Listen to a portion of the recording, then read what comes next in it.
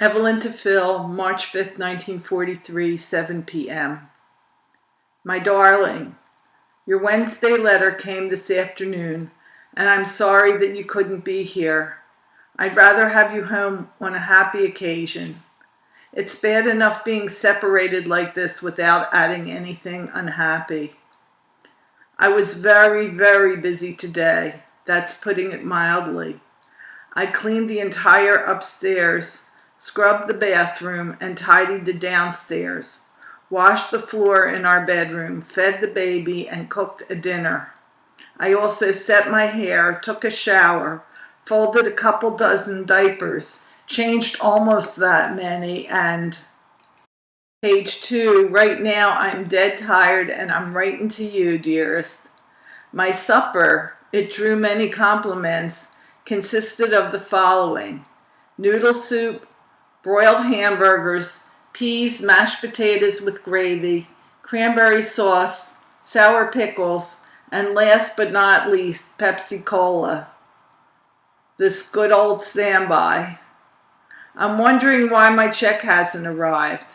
It should have by now. I have an appointment 3:30 Monday to obtain my garment. Jack received a letter from Lenny, and he and Lee will be in New York March 6th.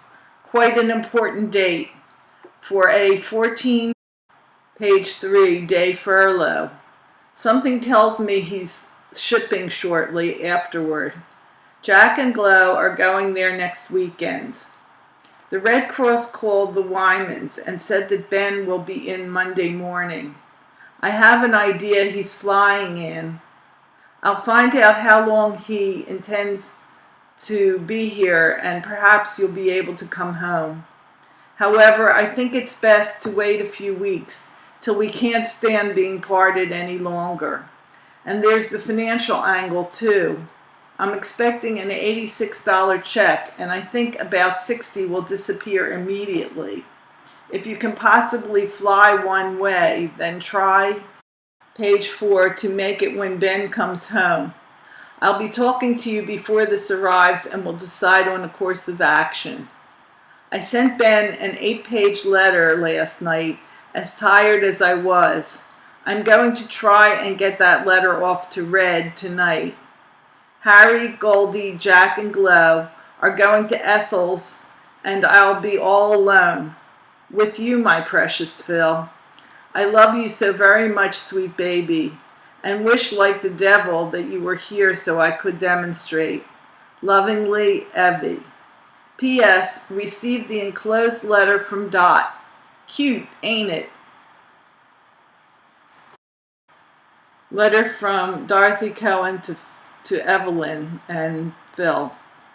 February 28th. Dear Aunt Evelyn and Uncle Phil, thank you very much for your wonderful gift. Mommy promised to buy me something real nice with the money. Please come to see me real soon. Page 2, and bring Adele with you. I will let her use my playpen or carriage. Love, Harold Cohen. Philip to Evelyn, Friday, March 5th, 6 p.m. Ev, dearest, what a day. Remember how I quoted that no news is good news? Well, today there is plenty of news, and as if to prove the maxim, most of it is bad. Don't worry though, Chippy. It doesn't concern us even remotely. First for the good news. Today we moved the personnel unit to a barracks just 2 removed from the one I bunk in. We have much more room here, and we are all happy with the change. At the old place we were very crowded. Now for the bad news. While we were busy getting everything in order, we noticed a great cloud of smoke at the far end of the field. Later we saw great sheets of flame leaping to the sky. It turned out a building had caught fire, and before the base firemen could get it under control, it had spread to an adjoining building. The firemen from the surrounding towns came speeding into camp with sirens screaming. Everything was excitement. In the middle of all this, A fellow who was washing windows, page 2, at the mess hall adjoining our new headquarters fell off a ladder and broke his leg.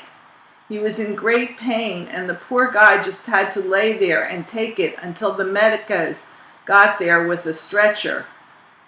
He couldn't be moved otherwise. I've seen suffering before, but not like this. He was shivering violently from shock, and we covered him with a comforter as best we could.